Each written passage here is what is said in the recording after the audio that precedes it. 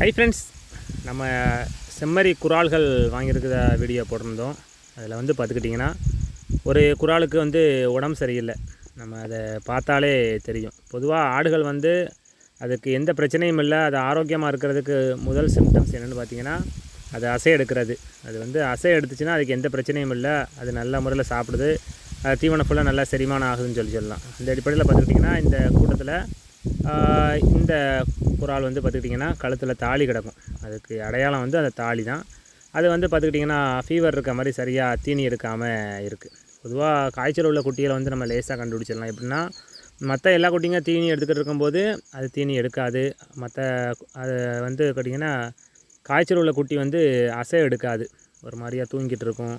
அடுத்த பார்த்துக்கிட்டிங்கன்னா அதனுடைய முடிகள் ரோமம் வந்து பார்த்துக்கிட்டிங்கன்னா சிலுத்துக்கிட்டு மூஞ்சி அப்படியே தூங்கின மாதிரி இருக்கும். நம்ம பார்த்தாலே கண்டுபிடிச்சிடலாம். அதுக்கு அதை எப்படி சரி பண்ணுறதுங்கிறத பற்றி பார்க்கலாம். பொதுவாக நார்மல் ஃபீவராக இருக்கும் பட்சத்தில் நமக்கு அதுக்கு வந்து சாதாரண பேராசிட்டமல் டானிக் நம்ம எப்போதுமே ஒரு 4-5 டானிக் வாங்கி வச்சுருப்போம். இது குழந்தைகளுக்கு கொடுக்குற டானிக் தான். இது கொஞ்சம் பெரிய குட்டிங்கிறதுனால இதுக்கு வந்து ஒரு 8லேருந்து ஒரு 10 மில்லி அளவுக்கு டானிக்கு கொடுக்க போகிறோம். இந்த டானிக்கு கேட்காத பட்சத்தில் நம்ம அடுத்து என்ட்ரோஃப்ளக்ஸினில் நம்மகிட்ட இன்ஜெக்ஷன் இருக்குது, அதை போடலாம். ஃபஸ்ட்டு வந்து இது வந்து பேசிக்கு, அதனால்